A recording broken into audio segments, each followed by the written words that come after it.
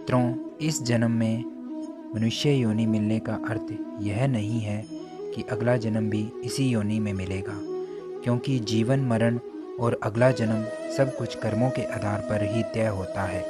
लेकिन कई बार गलत कार्य करने वाले यह सोचते हैं कि कोई उन्हें देख नहीं रहा।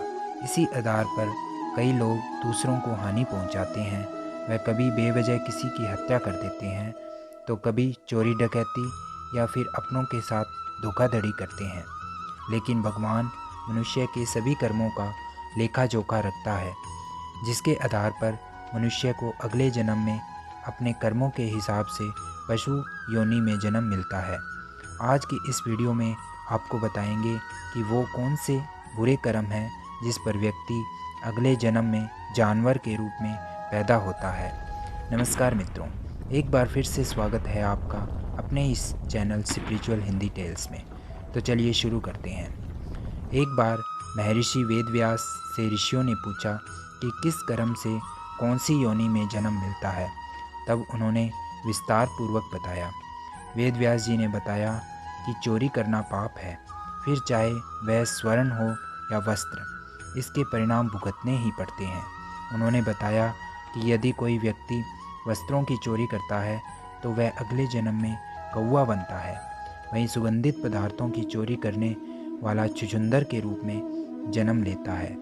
इसलिए कैसी भी परिस्थिति हो, लेकिन चोरी करने से सदैव ही बचना चाहिए।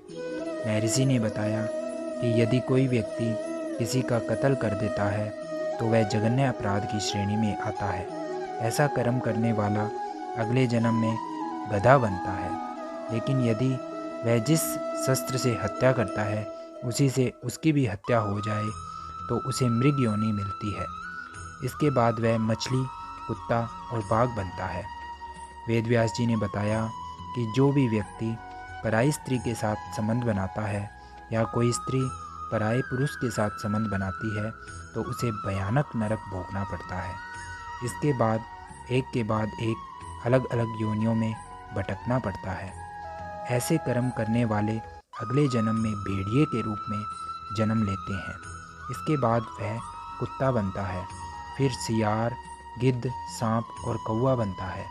इसलिए हमें हर स्त्री का आदर करना चाहिए, कभी भी किसी भी स्त्री को परेशान नहीं करना चाहिए। महर्षि ने बताया यदि कोई व्यक्ति माता पिता या बड़ों का अपमान करता है तो उसे अगले जन्म में कोंच नामक पक्षी के रूप में जन्म लेना पड़ता है।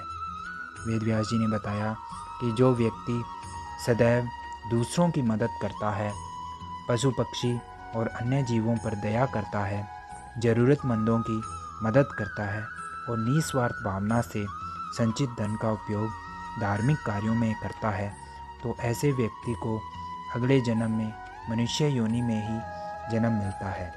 साथ ही समाज में अच्छे कार्य करके दूसरों को लाभान्वित करते हैं। तो आशा करते हैं आपको यह वीडियो पसंद आया होगा। यदि आपको यह वीडियो अच्छा लगा है तो वीडियो को लाइक कर चैनल को सब्सक्राइब करना ना भूलें, ताकि धार्मिक तथ्यों से संबंधित वीडियो आपको मिलते रहें।